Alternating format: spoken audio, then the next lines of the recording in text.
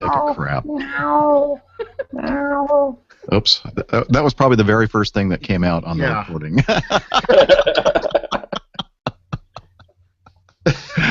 I apologize. I'm sorry. So sorry. But we were just about ready to go, everybody watching.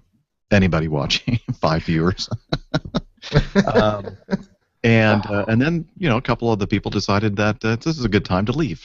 So, it's like herding kittens. It is.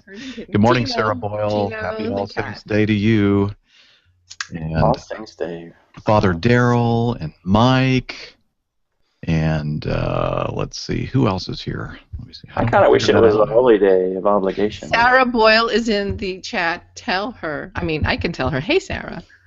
Knit that thing for a dog. That is the funniest thing I have ever seen with that goofy dog. Y'all don't know what I'm talking about. Nope. Yep, I don't care. I don't want to know. It's okay, Steve. I read at the Vigil Mass last night. We had one at the cathedral, and so I went to Mass anyways. Well, my parish decided, since it's not a required day of obligation, that they don't have their Mass, their Holy Day Mass schedule. Mm. So I would have had to have gone to Mass at 6:30 this morning. Ooh. Ooh. Yeah. Yeah, I did 10 o'clock. Bad Catholic. 10 o'clock. Yeah, you have a hard at 45? Yep. Okay. It's a Get little about over 6 minutes? Well, probably an hour and 6. Yep. Hour and 8, something like that. All right.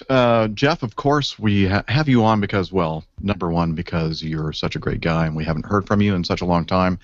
And, of course, to talk about your book, which is just about to be released, right? That's correct. Okay.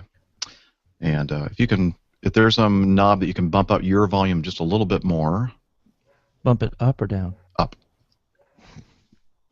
Okay. And now he's going to do this after.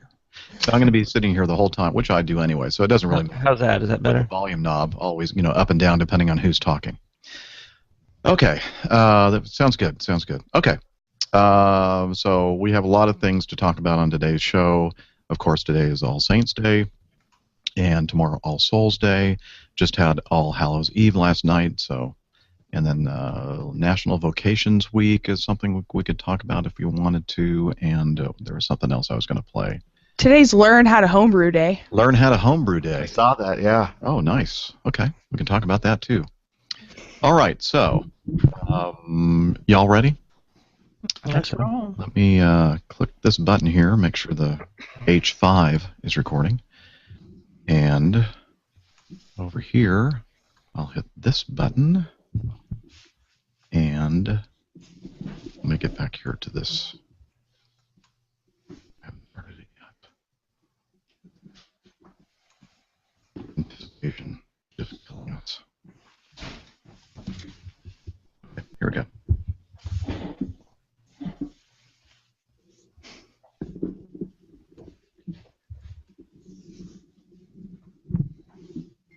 This is SQPN, the StarQuest Production Network, leading the way.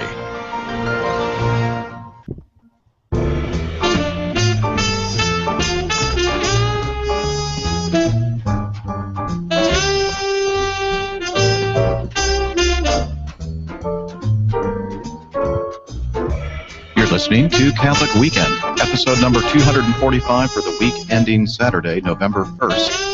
2014. All Saints Day.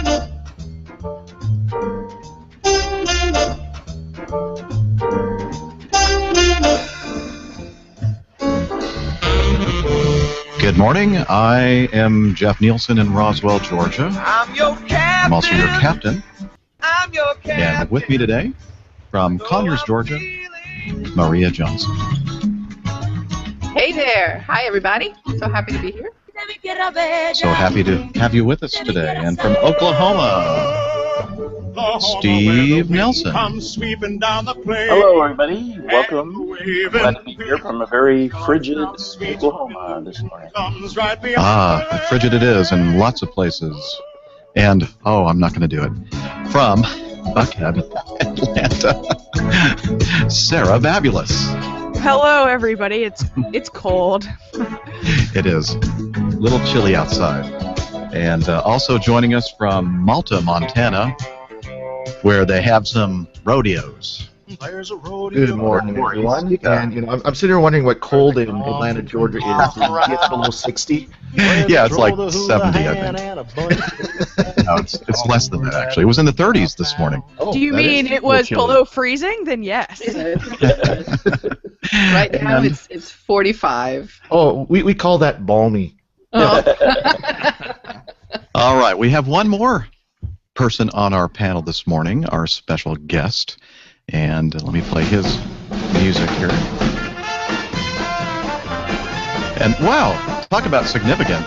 Well, he's from New Orleans, and so the Saints music playing in the background, of course. And then it's also All Saints Day. So anyway, we have Jeff Young with us.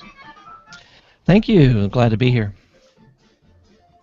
Okay. Yeah, the Saints are here. I mean, it's awesome. All Saints Well, the Day, Saints- yeah. and So we have Saints here in New Orleans. I mean, not the football team. I'm just talking about like saintly, like Saints. Or the Catherine Saints Dragon has a connection here, and we've got some Saints.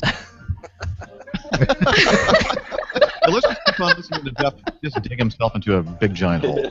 I'm just trying. I didn't even- Welcome to the Catholic Weekend Drinking Game. Every time there's a game says Saint. Train wreck?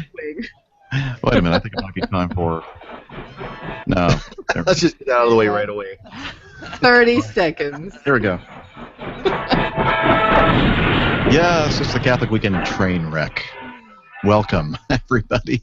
And as I just said in the opening, that I guess we're still on the opening here. It is Saints Day, All Saints Day, November 1st, 2014, and so I'm sure we're going to talk a little bit about that on today's show. And I just thought of something. Oh well, I'll talk about it later. Okay. Well, no, it's kind of a monumental thing when I actually think of something.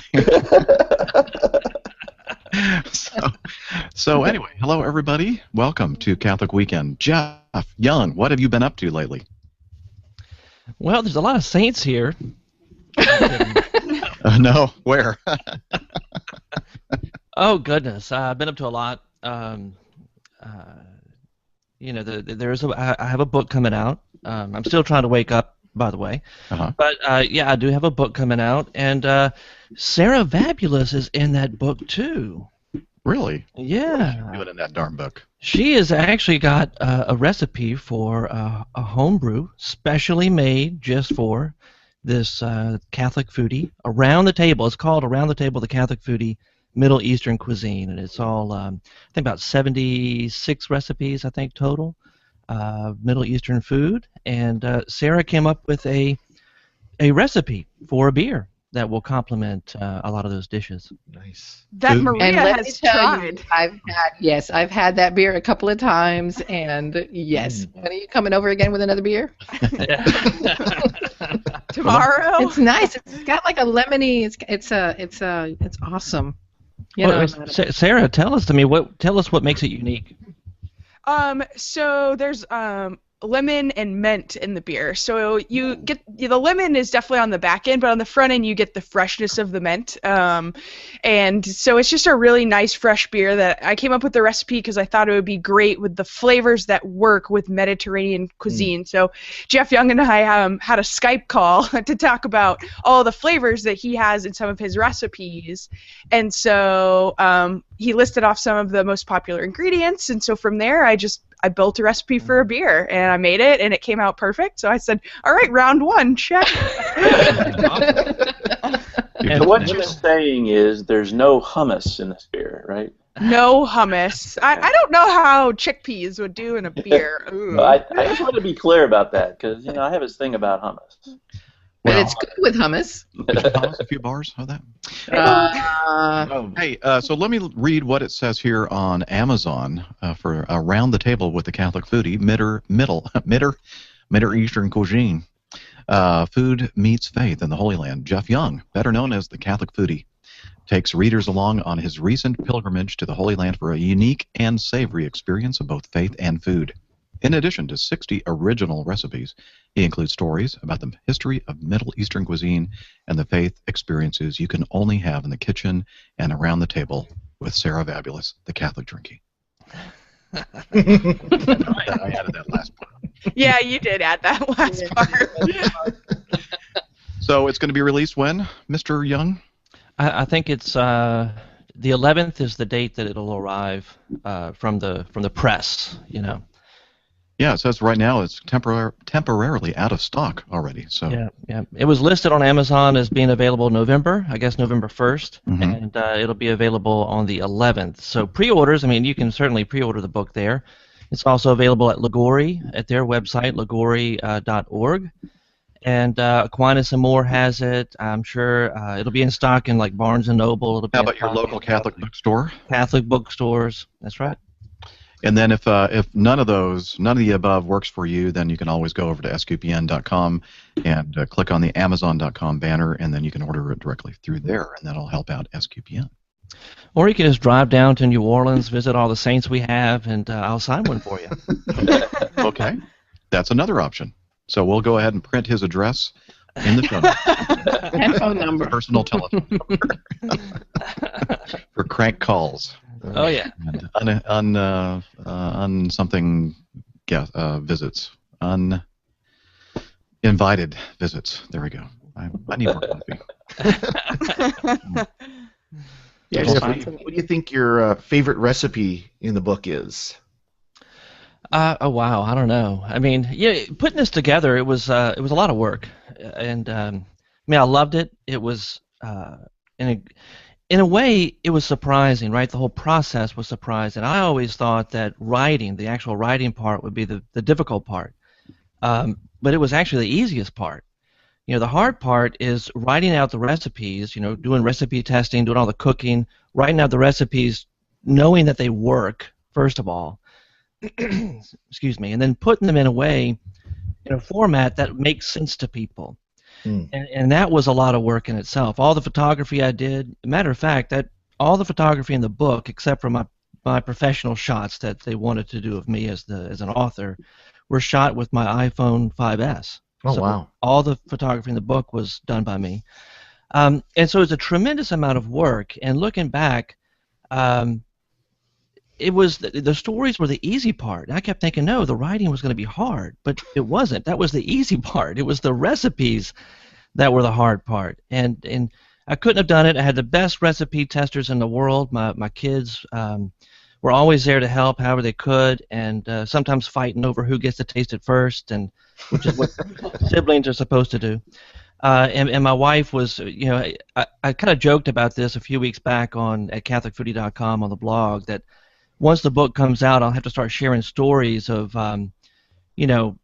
the behind the scenes, like the knockdown, drag out fights, and all those things that happen in the background. Because when you see the book and you see all the fun, nice, pretty stuff up front, you don't realize like the pain, the heartache, the anguish, the blood, sweat, and tears, and the knockdown, drag out fights that happen in the background. And but it's all beautiful, and it all works out, and we're thrilled. I'm thrilled. My family's thrilled that this is something that's going to be out there, available to inspire people and encourage people to get back into the kitchen and around the table, because it really isn't about the food. It's about the relationships. It's about those shared meals. It's about coming together and really experiencing the domestic church, right? I mean, that's what the family is. So I'm excited. Can't wait to actually hold it in my own hands. It'll be kind of it's going to be really fun, really, really cool, but also kind of weird.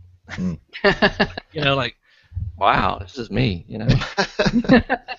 Well, hey Jeff, one of the things I really enjoyed following you around on your trip when you were in I guess in all of those exciting places. I can't name one specifically right off the bat, but I recall one of the stories that you were telling was when you went fishing was it in the Sea of Galilee?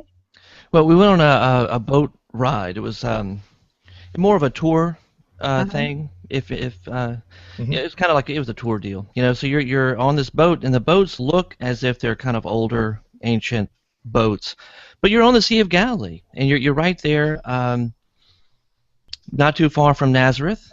Matter of fact, we had Mass that same day on the Mount of Beatitudes outside. It was outside. You have this beautiful. I mean, it's the hills, and then from the hills you can look down and see the Sea of Galilee. It was a magical, beautiful day. I mean, from being out there on the water to that mass outdoors, and then getting to see the church itself, the Church of the Beatitudes. Just a beautiful, beautiful day. And the thing that was so special to me about that day is that it kind of encompassed everything. You know, you're out there on the water. You kind of see where the food came from, right? The fishermen, and life of a fisherman back then was, it wasn't a cakewalk. I mean, it was a lot of hard work, and they made very little money for what they put into it. And we actually ended that morning with a special lunch at this restaurant that was right down the road, kind of a high-end, high upscale restaurant, where the chef. The chef is incorporating his own Lebanese heritage, which was unique to the area, because he's serving traditional Galilee-style food with a distinctly Lebanese characteristic. And it's unique because all across the Middle East, if you ask any of those people in those countries, it's kind of understood that the best kitchen among all those different countries is the Lebanese kitchen. They've kind of, in a sense, they're seen as the ones who have perfected this culinary art of Middle Eastern cuisine. And so I got to meet the chefs. I got to go in the back and cook with them. And guess what we were making? We were making St. Peter's fish in a traditional fashion, which is the whole fish, not fillet, right? It's the whole fish. And they were caught that day in the Sea of Galilee. They were caught that morning. And so it's just such a beautiful thing, and then to share that meal around the table with all the pilgrims, it was just God's presence from that morning all the way through. It was a beautiful, beautiful day. Now I'm getting hungry to go back to the Holy Land. Yeah. Did the fish have eyeballs?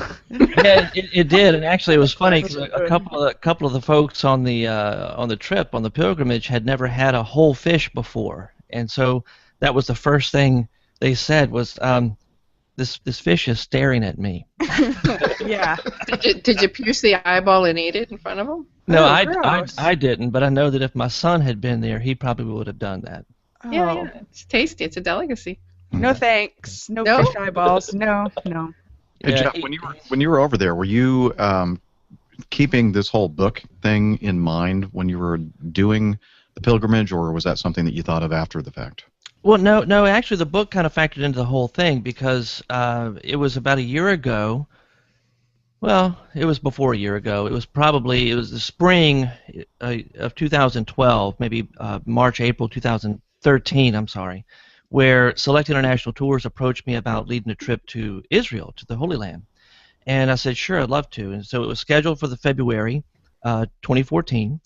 And somewhere around, I think, December is when Ligori contacted me and said, hey, we hear you're doing this trip. We've been following you on CatholicFoodie.com. We love all the stuff that you do, and would you be interested in writing a book? You know, book about the trip and maybe incorporating stories. We know your wife is Lebanese because I write about that on CatholicFoodie.com. And I said, sure, I'd love to. And so the whole thrust of going, the trip itself became intertwined with the whole book experience from the very beginning. And so I took tons of pictures. I had other people in the group taking pictures with an eye towards, will this be usable in the book? I was trying to take notes along the way to make sure I remembered everything that I would need to remember for the book. Excellent. Well, you probably hear the music coming up in the background. And that means it's time for our first break, and we're going to talk more with Jeff Young, the Catholic foodie, and his new book after this break. So let's see. November 1st, All Saints Day, some other big day as well. Oh, I know what it is. Today is the first day of SQPN.com, or SQPN, without the .com. Fund, or campaign, what do we call it? Giving campaign? Fund drive? Maria wants to say something about it right now. I have nothing to say. She's laughing at me, and so I figured, well, I'm going to throw it to her. So you know what? I can't do this. Okay. I can't. All right. Well, I'll turn you off then, as I do most women. Okay. So the fund drive is just cranking up today. Our official start right now is today. And if you'd like to help out SQPN with our programming, our mission for new evangelization through podcasting, and you can head over to sqpn.com and /donate if you want to go right to the page, or you can just go to our main page and look at the top menu bar there, and you can see how you can help us with our giving campaign. And you can give just a small amount per month, or if you have more money and you want to give more money per month, that's fine too, or one-time gifts are always welcomed. And many, many ways to help us out, including by using Amazon.com for your gift buying. That helps us out. Boy, I'm just really tubing this thing today, aren't I? I should probably have some notes in front of me to refer to in the future. Anyway, head over to Amazon.com, but before you do that, SQPN.com, click on the link. Everybody's snickering at me in the background. I can hear it. It's not funny. Oh, it's hilarious. I guess it is. Anyway, okay, here we go. Today is the first day of the SQPN giving campaign. Please head over to SQPN.com and donate your money. Thank you. All right, now we'll listen to Al Marchand and this song.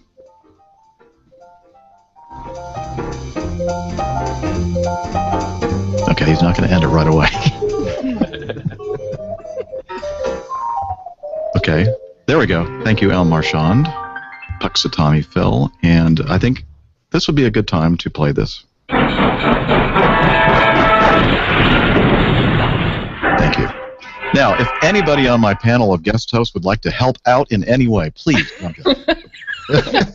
No, because watching you flounder is just glorious. I see the tie. Flounder, the fish. Splendid. Good segue right back into that awesome conversation. So how was the fish? Was it tasty? I mean, I know the whole experience was magnificent, but... Well, I mean, it was one of the best meals I've ever had in my life. And I think that was because of the experience, but I mean, it was... the restaurant was called Magdalena, and named after Mary Magdalene. And beautiful because it's owned by a Christian family. And very important when you're talking about the Holy Land to make a few distinctions. We don't think about this, I think. We're not used to thinking about it this way in the States. But, Christians in the Holy Land are a minority. And a matter of fact, when they refer to the majority of them are either Catholic or Orthodox. There are other Protestants, there are Protestants there too, but for the most part, the biggest populations would be Catholic and Orthodox. And when I say Catholic, I mean not only Catholic, but also the other Eastern rites of the Church, whether it's Maronites or Melkites or whatever it may be. And so when you have a minority like that, right, Christians, they're wanting to do everything they can to unite themselves, especially in front of the opposing or other religions. And so the majority of the religion or the majority of the population are either Jewish or Muslim. And so for them, they don't say, oh, I'm Catholic, oh, I'm Melkite or Maronite or Orthodox. They say, I'm Christian. And so it brings all of them together. They're all Christians. And the Christians really are a minority. And so Select International Tours is really good about this. They want to support as much as they can Christian families. And to do that, they try to use only Christian vendors who are there. We stop at different stores or shops along the way, restaurants that we go to. They're all owned by Christian families. And we're doing that because if we don't support them, then we stand a very great chance of having no Christian presence in the Holy Land, and that's a frightening thing. You can look over the last 30 to 45 years and see a massive exodus of the Christians from the Holy Land simply because they can't find work to support their family. Of course, you have issues with unrest, right, and sometimes even violence, like we've seen just a few months back between Israel and Palestine. And so we do everything that we can to try to support those Christian families. One of the great lessons I learned on this trip is this. I've always thought of the Holy Land as being holy because that's where Jesus was born, that's where he lived, that's where he walked, he preached, he in a sense launched the kingdom of God there on earth, and so that's why it's holy. And that's true, but what I learned is that the Holy Land is holy because today Jesus is present in the baptized Christians who live there and who are maintaining these sites. They're maintaining this presence. They have a presence there that if they weren't there, there would be no Christian presence in the Holy Land. That, I think, is an amazing thought to think. And I say amazing as in not necessarily in a good sense, you know. It's just frightening to me that there would be no Christian presence in the Holy Land. So we try to do everything we can. The restaurant we went to, Magdalena, owned by a Christian family, the chef there, Chef Joseph Hanna, is very well spoken of, very well written about all throughout the Holy Land, both Israel and Palestine. And one of the chefs that work along with him, Chef Ahmad, has his own TV show, you know, food show there, which is really neat. And I was cooking them, you know, next to these two guys. I was in heaven, you know. This is fantastic. But in addition to that, I mean, the food was exquisite. The presentation was exquisite. Some of the pictures from that dinner actually will be in the book. The fattoush salad, you know, fattoush, a lot of folks, there's certain dishes, Middle Eastern dishes, that people here in the States recognize readily. Hummus is one of them. You know, kibbeh, like the little football-looking things, the fried kibbeh, a lot of people recognize that. A fattoush salad is one of those things where you have what looks like a basic Middle Eastern salad, but it has pieces of toasted pita bread in it. Okay, that makes it unique. Well, at the restaurant, they didn't use the toasted pita bread. They actually cut the pita into strips and then fried it, like flash fried it, and then it topped the salad. Strikingly beautiful when it came to the table. I took a picture of that. It's one of my favorite pictures I think I've ever taken because the colors. That sounds better than croutons, right? Oh, it was. And you know it's homemade. They make it themselves, the pita bread, so it's not stuff you're getting from, let's say, Cisco or, you know, some big supplier. It's right there in house. You know, one thing that struck me, I had the opportunity during seminary to live in the Holy Land for 2.5 months, which was fantastic. Wow. It was amazing. We lived in Jerusalem for a month, in Bethlehem for a month, and then traveled around the rest of the country. Actually, it was 3 months. I was just looking at my passport. It was 3 months. And the way they present the food as an American really struck me. Because we're used to, you know, you go to a restaurant, you know, you go to Applebee's or wherever you go to eat and you order your meals and they bring them out plated. But why don't you talk about how they do it over there? Yeah, I mean, there's a big difference. And it's interesting because I think I've mentioned here just a little while ago, my wife is Lebanese, and so there's a lot. I mean, her family, her grandfather came over from Lebanon in the late 1800s, so it's really close to like 1900, like 1890 something, you know. And of course, back then, everything was geared towards trying to blend in, right? The great melting pot of America. We all wanted to blend in, but ethnic groups across the board a lot of times try to hold on to certain aspects of their own culture, and usually it's food, music, language. Some of the words they'll keep. It usually it's the bad words, by the way. You can see that across. It doesn't matter what ethnicity we're talking about. There's usually the bad words. It's the things they don't want other people to know they're talking about. So they try to hold on to that. And of course, with the food in my wife's family, a lot of it is they do the same way that they do today, still in the Holy Land, the Middle East. And we have appetizers. You go out to a restaurant, then typically you're going to have an appetizer, and the appetizer course is typically pretty cut and dry. It's pretty fast. I mean, it's there just to give you something to nibble on before the entree comes, and it's not something that's going to take a lot of time. But the meze, right, the Middle Eastern meze is different. It's kind of like appetizers, but it's long and drawn out, and meals are an event. And I guess I can share more about that soon. Jeff's a radio guy. He's good at picking up the musical cues in the background. That is the U.S. Air Force Airman of Note coming on in the background.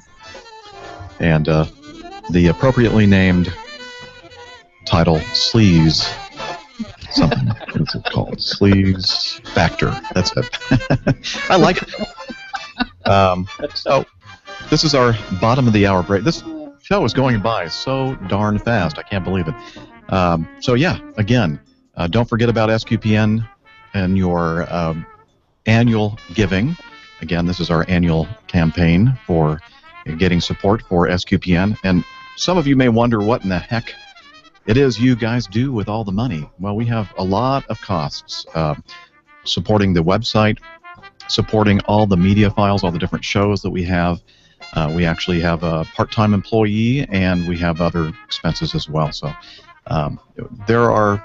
It's not free. It's free to you, of course, to watch our shows, but it's not free for us to do all the production of this. And most of us do it for free. We volunteer to do this work because we believe in it. We believe in the mission of SQPN, which is to evangelize in our own way by attracting as many people as possible to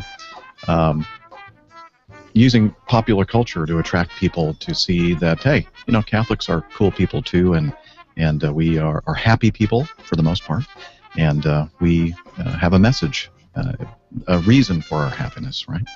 So again, if you're into helping us, please head over to sqpn.com/donate. You can also sponsor a show if you want.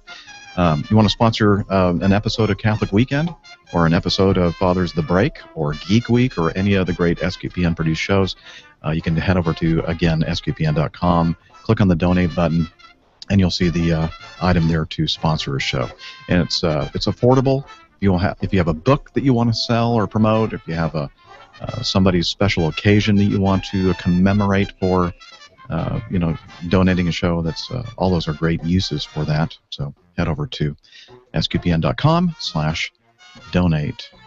Now, I mentioned Amazon.com is a great way to help us out as well. When you purchase an item, we get a portion of that purchase, and it adds up little bit by little bit. It really does add up.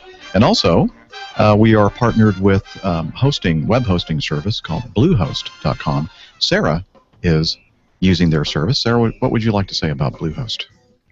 I really like Bluehost. I think they do a great job hosting my website, and it was really super easy to implement. I moved over from a friend's independent server and migrated everything, and it was super easy. So if you have an existing website, easy to move everything over. Also, if you just want to start new websites on there, really easy. I mean, they give you unlimited websites that you can build on your domain, which I think is really awesome and a unique thing for a web host service. And do they give you the URL if you sign up for like a year or something like that? Yeah, you'd get one free URL for use for, I guess it's good for a year or whatever. But I mean, that's awesome. So. Excellent. And I guess Steve, you could also echo the same accolades for Bluehost. Yeah, Bluehost is the first service I used to implement WordPress blogs, and I've never had a problem. I've never had any significant downtime. I've never had any real problem.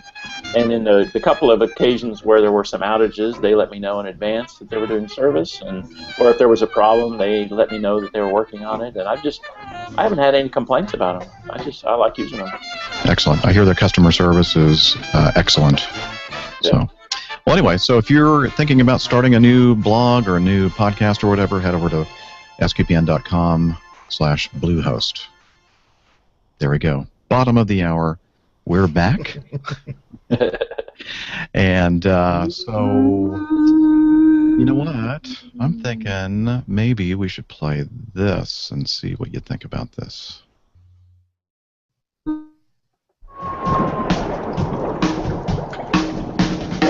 Working in the lab late one night, when my eyes beheld an eerie sight. Why am I not surprised you pulled that out? You weren't even here last week when you're really missing a lot because we'll have a link to this in the show notes. This is the jib jab that actually we talked about last week, where Maria, you did this, didn't you? The jib jab video of all of us dancing around. I did, and Steve gave me garbage for making him Frankenstein. I'm a tall guy. Always have to be. Why do I always have to be? Well, Miss Maria is the actual Frankenstein No, the Bride of Frankenstein. Yeah. The Bride of Frankenstein. Because of my great I love tweets, it. We have it going on. So anyway, that was something I would look like J. Jonah Jameson if I was a guy.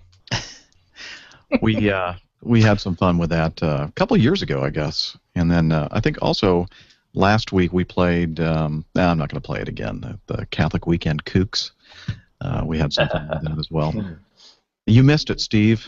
I did. Sorry, folks. Yeah, he's happy. He's like, I had family time. So dodged a bullet.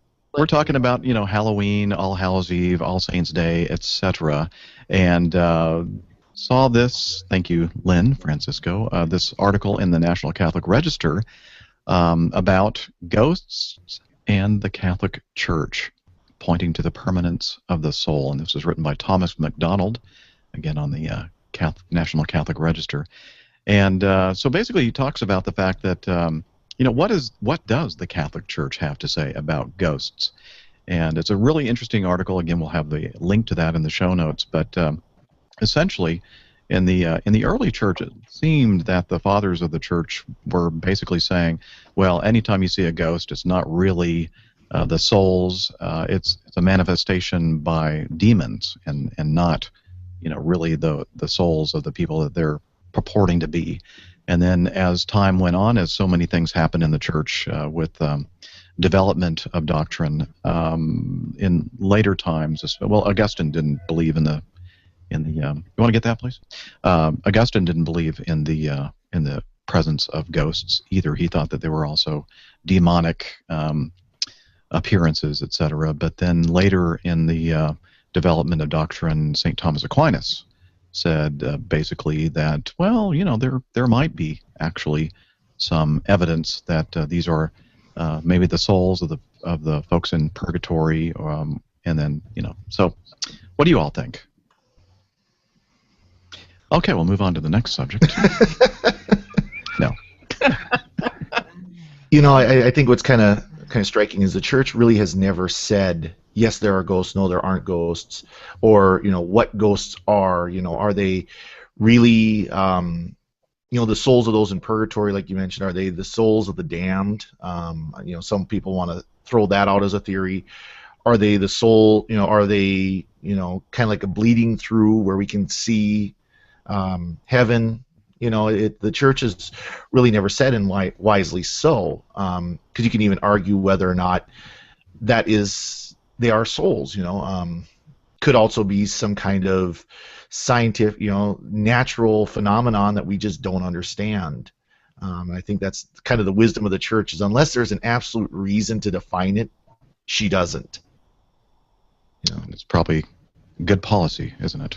Mm-hmm. What do you think, Steve? Well, I was just thinking about, 2 months or so, I stayed at this hotel in northern New Mexico called the St. James. It was built in the 1870s, and it apparently had a lot of famous lawmen and gunslingers like Pat Garrett and Billy the Kid and other people that had stayed there. And people had been killed in some of the hotel rooms and things over. And so they tend to publicize, market, whatever, the fact that the hotel is haunted, and they'll say things like, oh, if you walk upstairs at night, you'll feel a presence, or you'll smell roses, or you'll something like that. And I didn't really buy into it, because I figured they were just sort of setting you up for your own mind games. Because I've never really experienced anything where I thought that there was a presence there that I couldn't see or anything like that. So I'm skeptical of the whole ghost thing myself. Well, he ends his article by saying, despite an extensive body of literature concerning the unquiet dead, the Church has never pronounced definitively on the subject, as Father Corey said. There is, of course, the acknowledgement that the saints may visit the living for their betterment, that God may allow angels and saints, and even the souls of the dead, to appear to the living if he so wills it, and that in the communion of saints we are all united in a single church, both visible and invisible. So again. Well, can I add to what I said a minute ago? Sure.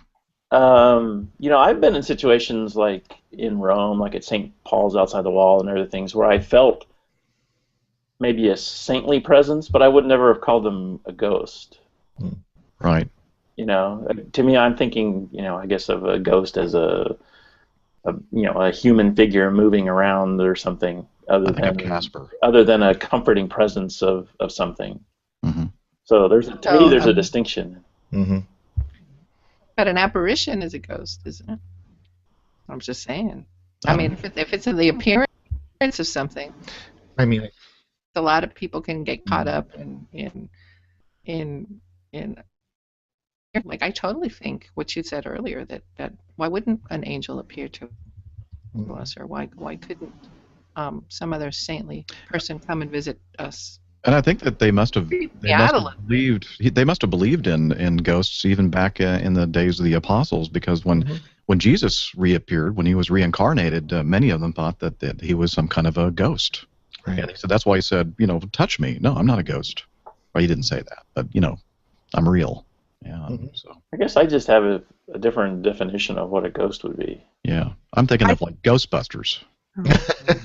I think I once saw a ghost. Yeah.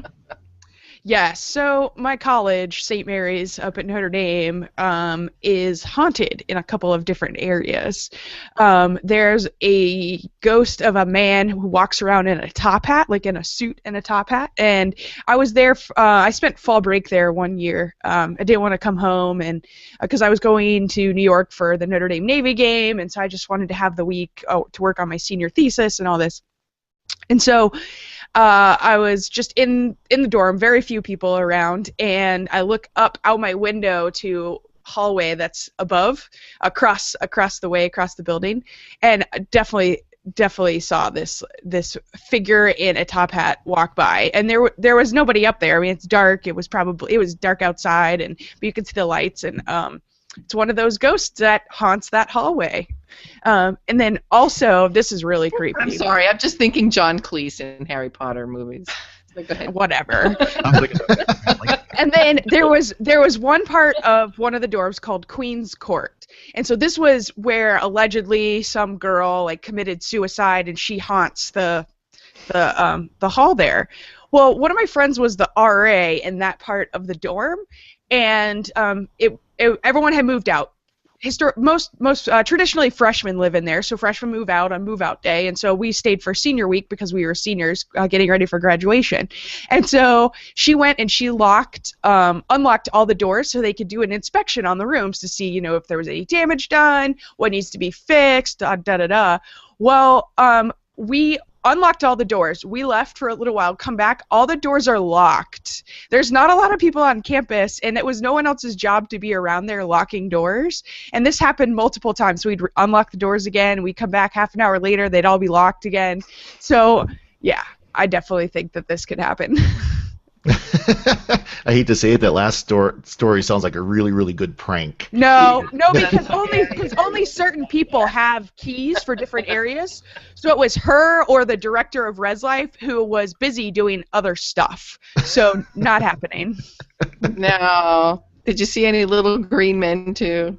Yeah, shut up. You people shut up. I've talked about my experience with, I don't know if you call it an apparition if you don't actually see it, but, having that strong smell of roses in one instance in my life, and another when a man came up to me, a homeless man came up to me and called me by my name and asked me for the exact amount of money that I had in my pocket. And so I really believe that, I don't know, maybe that's an angel, but that's maybe that's different. Okay, that's the kind of stuff that would totally creep me out, because I had the rose thing happen with my son. That in Conyers there's this unapproved, pretty much silenced apparition site. Or I think I met the woman, and I think maybe she was a little. It was in connection with that, because was it in connection with that? The lady that was showing me the pictures of that whole thing, because she was one of those who went to all those apparitions. Really? And she had these photos, and she was showing them to Linda, and I'm kind of above them looking at all this stuff, and I'm thinking, it's a bunch of hogwash. It looks like double exposures. And I just, I think the reason why I got that strong, potent perfume of roses is that I didn't believe. I was very skeptical, and nobody else smelled it. I looked around. I still remember looking down at them and go, "Is one of you wearing rose perfume?" And they looked up at me and they went, "No." And I said, "Don't you smell that? I mean, that strong, potent rose smell." And they both smiled. So they knew what I was Jeffy. experiencing. Oh, Jeffy, you Yeah. bless you. Well- yeah, that happened to my son because we were in actually one of the barns on that site. I'd taken John's cousin to go visit, and it was probably one of the coldest days in Atlanta in a long time. And so Jonathan was very small. He was about 4 or 5, and the big kids were outside playing, and her sons were outside playing with my girls. But I kept Jonathan with me because he was just small, and it was too cold. So he's kind of following me around like, oh, Mom, and we were in a stuffy barn that smelled like dust, and it had been abandoned. And he's like, ew, it really stinks in here. That lady's wearing too much perfume. And I'm like, she's not wearing any perfume. And he goes, it smells like flowers. Gross. Blech. And he's being a 5-year-old boy. and I'm like, no, honey, there's no, you're nuts. And then the woman gets freaked out, and she starts questioning Jonathan, and that's when I said, no, leave the boy alone. Whatever is happening to you in your head, you're not going to share this with my son. So thank you very much. And I got out of there. But after that, I really thought about it, and then I interrogated him. But I'm his mother. I can interrogate him. Leave that poor boy alone. So that was kind of weird. Now, no one has said anything yet about the possibility of souls from purgatory coming back and asking for prayers.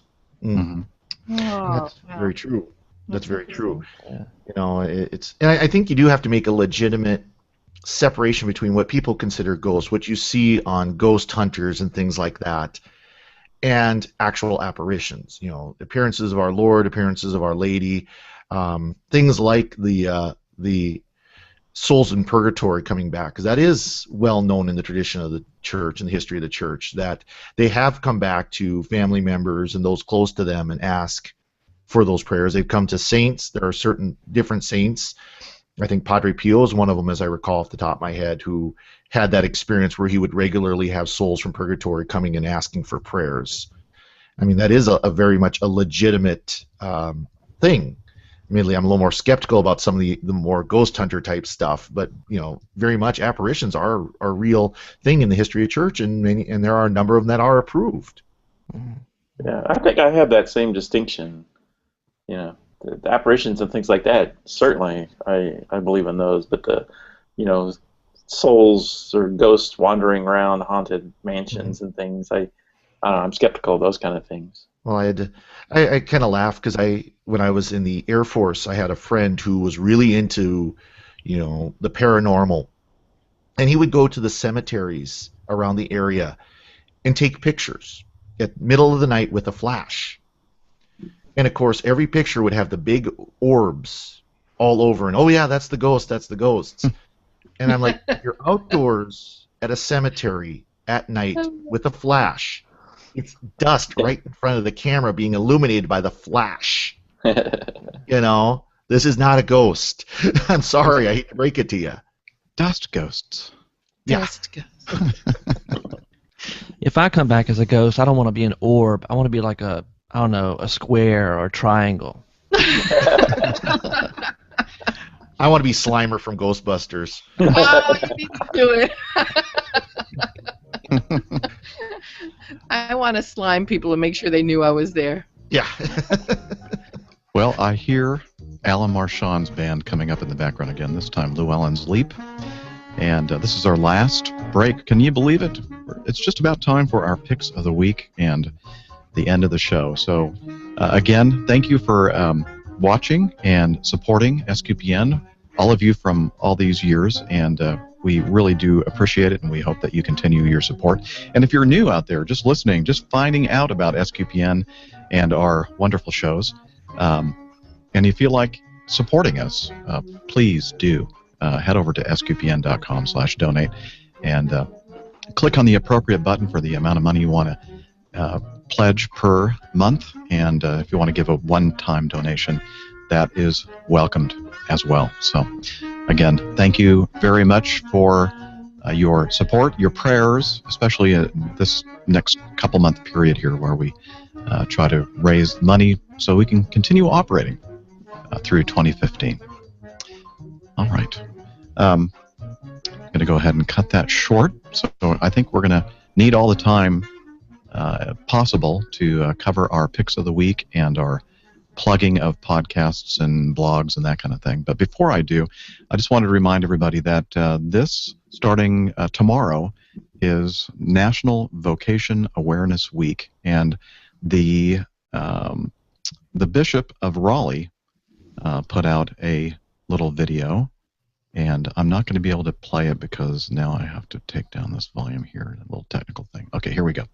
Let's listen to Bishop, I think, Burbage or something like that. I don't know if he says his name. Let's see. This year, National Vocation Awareness Week is November 2nd to the 8th. This is a wonderful opportunity for the church in our country, especially in dioceses, parishes, and schools, to promote vocations through prayer and education. Our Holy Father, Pope Francis, has said that wherever there is life, fervor, and a desire to bring Christ to others, genuine vocations will arise. This is particularly true if a community prays insistently for vocations and courageously proposes to its young people the path for special consecration. I ask you to help celebrate National Vocation Awareness Week this year by committing to pray for vocations and perhaps inviting someone you know who has the necessary qualities and gifts to consider a vocation to the priesthood or religious life. The harvest is abundant, but laborers are few. May the Lord continue to raise up from within His church people willing to say yes to His call to the priesthood and religious life. The grace to say yes. Right? Thank you. And that's a very young-looking bishop, by the way. Well, that's a nice He's little one of the plug. younger ones in the country, as I recall. Yeah. So Lynn probably appreciated that. That's her bishop in the Diocese of Raleigh. Okay. Well, you know what that means. It is now time for... The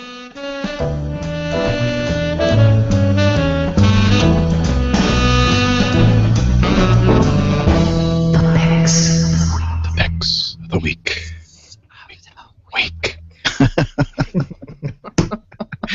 All right. Well, who wants to start this week's picks of the week? You know, since we are, sometimes it's so hard for us to come up with this. Every once in a while, I think it's the picks of the week, W-E-A-K. Thanks. Now I'm only going to remember it now. The picks of the week, W-E-A-K.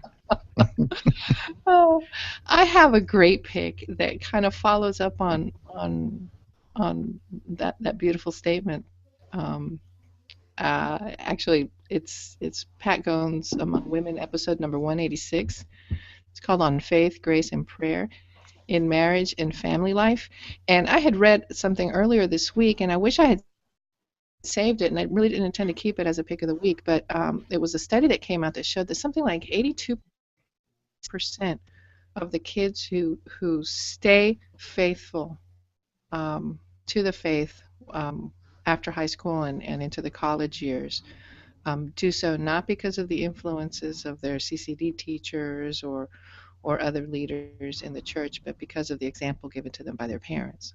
And of course it makes sense. And so this episode of Among Women is a beautiful one because it has a pretty long reflection at the beginning by Pat, where she's reflecting on her marriage and the place of faith in sustaining it. I think they celebrated 32 years married this week, or last week rather. But anyway, it's a great show because not only does she have this beautiful reflection at the beginning, but then the second part of it is with a book. It's with the author of the book, The Little Oratory. Have you guys seen that? It's a beautiful little book by, I think it's Lila Marie Lawler. she's the interviewed guest on the episode. Anyway, it's a beautiful book for prayer and how to integrate prayer in the family and how to pray together. And so it's a fantastic combination. And that's where the vocations are going to come from. And not just the vocations to the priesthood or religious, but, you know, how to one day marry well, sacramentally, and or live a consecrated life, or live whatever the vocation is that God calls you to. So anyway, it's beautiful. Excellent. Thanks, Maria. We'll have the link to that in the show notes. Our special guest, Jeff Young, would you like to go with your pick of the week? Certainly. Just this past week, I received in the mail a new book, and I think that you may have already chosen this as a pick of a past week, not WEAK. And it's Lisa Hindy's new book, which is all about the grace of yes. That's right. So I received that in the mail. I have just skimmed through it. I'm very excited to get into it, and hopefully that is something that will be what I do this week. Great message, wonderful lady, and very excited to read that. Hey, pop quiz. Do you know the fish's name? No. What was the result of the contest? Do you know, Jeff? No. No, but I know what I wanted to name. I didn't participate, but I know that I wanted to name it Fred Finley, and nice. Fred with a PH, right? Nice, Fred, nice. I missed it by that much. Oh no. Yeah, I was going for Myron. What is the official name? Fiat. I mean, that was a no-brainer. Yeah. The car? Yes. Yeah. Fiat the fish. Fiat What was Don Knotts' character's name in that movie where he was a fish? Oh. I love that movie. Yeah, it was a great movie. Mr. Limpet. Yeah. Oh, God. That's like flashbacks to 8th grade. Watching that movie in the summer theater. Mr. Limpet and Lady Fish. I love that movie. Steve, do you have a pick for us this morning? I do, actually. I came up with one while we were speaking. Mm-hmm. Usually I'm a little more prepared, but today was a pick of the week. WE. Go ahead. I think I've spoken before about the cause for sainthood for Father Stanley Rother. If you're not familiar with him, he was an Oklahoma priest who was a missionary to Guatemala, and he was murdered during the Civil War down there. And there's been a cause for his sainthood that's been in progress for a few years now. And I recently read a letter that Archbishop Coakley of Oklahoma City posted, where he had gone to Rome to present the summary of his cause to the Congregation for Saints. And we recently received word that his cause for martyrdom has been forwarded to the next step. So that's good news for us, because if Father Rother is declared a martyr, he would be the first American-born martyr. Mm. And so not only would that be great for the whole country, but it would be especially meaningful here in Oklahoma, where we're such a small percentage of the Christian population, only about 3%, 3 or 4%. And so it's really been on my heart that this moves forward, because I'd like to see it happen. Because I've been to Guatemala, I've been to the room where he was murdered, I've talked to people who knew him, and it's close to my heart that I think he was truly a martyr, and I hope it gets declared that way. So that's my pick of the week. Excellent pick. Thanks, Steve. Let's see, Sarah. Well, I kind of have like a pick and a half-ish. It's Learn How to Homebrew Day, so obviously, being me, I'm pretty excited about that. Except instead of brewing today, I'm being the Catholic foodie by making chili and some Brazilian cheese rolls and all this stuff. So I'm putting my Jeff hat on today. All right. But on top of that, you should buy Jeff's book because it's awesome, and you can get your first small batch beer recipe from me in his awesome book. That's right. That's right.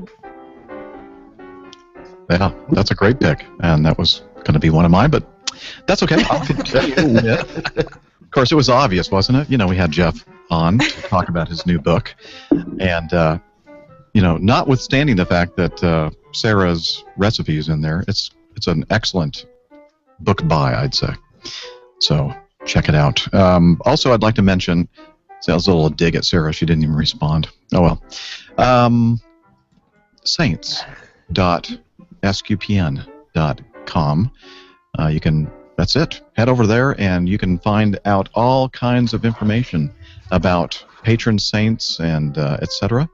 Put on by Terry Jones over there. Great website, a great resource for learning about the saints. And if you're thinking about maybe having a name or a saint, and you want to use a tool to help you pick a saint, you can always use Jennifer Fulwiler's Saints Name Generator, and we'll have that in the show notes. JenniferFulwiler.com/saints, and you can click the button, and it'll choose a saint for you if you're not sure what saint to maybe have help pray for you in this coming year. Yeah, since we're getting to the end of the year, maybe you could pick a new patron for the following year. Yeah. That's what I did for this year. Excellent. And who did you pick again? I picked... Or picked for you? Well, it was one I would have picked if I had just picked one myself, but it's Saint Sebastian. Oh, excellent. Yeah, so anyway, so it's fun to use. Just head over there to Saints Name Generator. You can just do a Google search for Saints Name Generator or JenniferFulwiler.com/saints. All right, those are my picks of the week. And let's see, Father Corey, did you already do yours? No, I didn't. Okay. And since we got the music coming, I'll be kind of quick about it. But my pick actually it's a Kickstarter. We're going on the beer theme. I'll share my my screen here so you can see it real quick. Right now I'm sharing. Here we go. It's called the U-Keg Pressurized Keg Growler. And basically, it's got a little CO2 canister that you stick in the cap, and you fill the growler up with beer. And you can see it's stainless steel and brass, and you put it in the fridge, and you get it nice and cold and pressurized, and keeps your good craft beer nice and fresh and pressurized. So, kind of a neat Kickstarter. Yeah, that is. That kind of, like when you get the growlers from the growler store, that's one of the bad things about it is as soon as you open it up, you got to drink it. Exactly. Keep, and this sounds like it'd be a perfect use for this kind of thing. You can see how it works, where the canister goes in the top there, and it's got a little adjusting to keep the carbonation, and you just pour it like a keg. You have growler stores? Yeah. I don't think they're legal in Oklahoma. Yeah, they weren't legal until recently here in Georgia. So Georgia's a big place for craft brewing all of a sudden. Anyway, we have 41 seconds left before we end the show. So Jeff Young, how do we find out more about you? CatholicFoodie.com is the website. A lot of good things coming up the next couple of weeks as far as launch party type things go. And also an appearance at the Daughters of St. Paul bookstore in Metairie, Louisiana. It's in New Orleans. So all the details are there. See you at CatholicFoodie.com. Excellent. And to find out about all the rest of us here and our digital presence, head over to the show notes of CatholicWeekend.sqpn.com. Take care and God bless. SQPN, leading the way in Catholic new media. Dude, Best you're wrap-up fantastic. ever. I can't believe you did that. You pulled it off. Brilliant. Under the wire. Wow. That is the closest I ever want to be to. That's why people are listening to this right now in the chat room. And You cut your teeth on this one. Well, normally, we don't have this 1 hour time frame that we have to abide by until recently. We're starting this. And so I just end the show whenever we end the show, and then I just add that music in the background. The outro just comes in, after the fact, and I just kind of slide it right into place, and it always sounds like a perfect ending. But now I don't have that crutch anymore. I'm looking at this clock at the bottom of my screen. It's just going like 1 minute, 45 seconds, 30 seconds, and I'm going. It's like the countdown from 24. Yeah, exactly. Oh, that was fantastic, Jeff. Good for you. Oh, well, thanks. I don't know. It didn't sound very good to me. Oh yeah, yeah. No, it was excellent. Okay, good. Well, one of you one of these days should try this. Nope, no. No, thank you. That's our fearless leader. Somebody take a screen capture of Steve frozen. What? Am I frozen? Oh, you were, but not anymore. Oh, Steve's that's quiet cool. today. You know, Yeah. well, yeah. But you know who always captures me with the stupidest look on my face? And that's Mike Pipers. Mike Kuiper. It's like, Mike, please. When you take a screen capture, please don't make me look like I'm, a zombie or something. Mike's good at getting everybody at their best. Yeah. He is very generous. Oh, and then Lynn's there. No, Jeff, it's the About page. Well, I don't know. I don't know where the heck it is. It's somewhere there. Figure it out. They're not going to go to it anyway, so it doesn't matter. Yeah, that's true. Everybody knows us anyway. They know, where to go to find us. Did y'all have any trick-or-treaters? I had so many. It was so much fun. Zero. Really? None here. Zero. We had like one. Ah. I think it's dying off. I went to a friend's house and they got none, but one block up, I've never seen so many trick-or-treaters in my entire life. There's hundreds of them. Wow. So We had little tiny people. They were all little, our neighborhood transitioned from, I think our kids were the same age as everybody, and the families were all like contemporary with us. And so now, with the empty nest, but now all of these kids are old enough to have, kids of their own. And so now there's all of these little teeny weeny little people coming, and it's precious. They had a Halloween festival in Stillwater a few days ago, and I saw somebody taking a group picture. Apparently, at least 10 little 3-foot-high boys all showed up wearing the same Iron Man costume.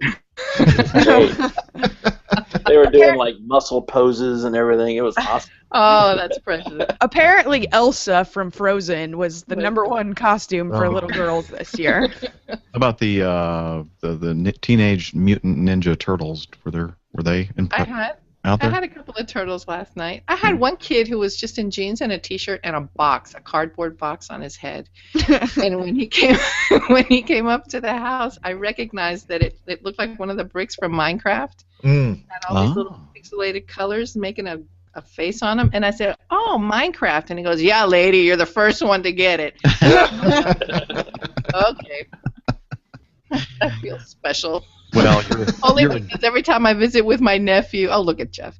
Because every time I visit with my nephew, you should have done the show like that. yeah. I know, right? Golly. Oh, he's got the band and everything. Why didn't you do that on the show, I Goofy? did last night. What does that mean? I went by the way? trick or treating. I went trick or treating. No, you went trick or drinking. This is a traditional Palestinian headwear. Mm-hmm. Does the pattern, though, does that indicate like a tribe or something? No, it's actually the way that you wear it. Like there's different, you do the thing around here or whatever. But it's the way that it's worn that indicates it's like a, social status type thing. But what's interesting is that people automatically, when they see that, think, oh, they're Muslim. When in actuality, it's just Palestinian, and so you could have Palestinian Christians, you could have Palestinian Muslims, you could have Palestinian just people who don't practice anything. But So it's not like a our burqa. automatic assumption is, oh, it's Muslim. So it was interesting. I showed up at a party last night, and they saw me, and they said, "Oh, ISIS is here." Oh, no. At 10 o'clock. And it hadn't even crossed my mind to associate that with ISIS. That was fun. Yeah. I was like, "Give me your candy now." Shake You down. take that joke too far, I think. Yeah. Yeah. Well, I gotta get going. Yeah. Unfortunately, that hard time, but I just wanted that's to let right, everybody fine. know. By the way, I had kind of a last-minute thing. Speaking of the Holy Land, at the end of the month, I will be in the Holy Land for a procession wow. as a priest. Wow. So I'll be going back here at the end of the month. I'm looking forward to it. And maybe what I'll try to do is, depending on where I'm at, it's something like 5 o'clock in the afternoon, 5:30 in the afternoon when the show starts. Maybe I'll try to call in. That'd be great. Well, that'll be fun. Maybe that'll top the Vatican John JP2 or whatever. I mean, Excuse me. I called into the show from the steps of St. Peter's. that's what I was talking about. Peter's where Jesus walks. So if Father Corey can call in sitting on a camel, then he wins. Yep. Uh-oh. I'll have to see if I can find a camel. Or we settle for a picture or a poster of a camel in the background. Oh, I'm doing that when I'm in Dubai in 2 weeks. So I need to see a video. I might win. So I'm going to ride a camel, and I'm going to have pictures and video, and also going on a desert safari, like in the desert. Wow. So, That sounds like fun. Well, so we'll see you guys next week. Bye. Thanks, Father Corey. Bye. And I'm going to go ahead and shut the whole thing down. Hey, everybody in the chat room, thanks again for hanging out with us. And Jeff, Thank you. Jeff, thanks for joining us today on the show, and good luck with your book. Thank you. My pleasure. All right. Excellent. And I think that, let's see, Mike said Father Roderick is waiting for me. I think we're going to try to do a new show, a Catholic tech show. So if you're interested, head over to sqpn.com/live. And I have no idea what we're going to talk about. okay. So Tech. all right. Yeah, we're going to talk about Texas. tech. All right. So anyway, here it goes. I'm going to stop the broadcast now and take care, everybody. Adios. Adios.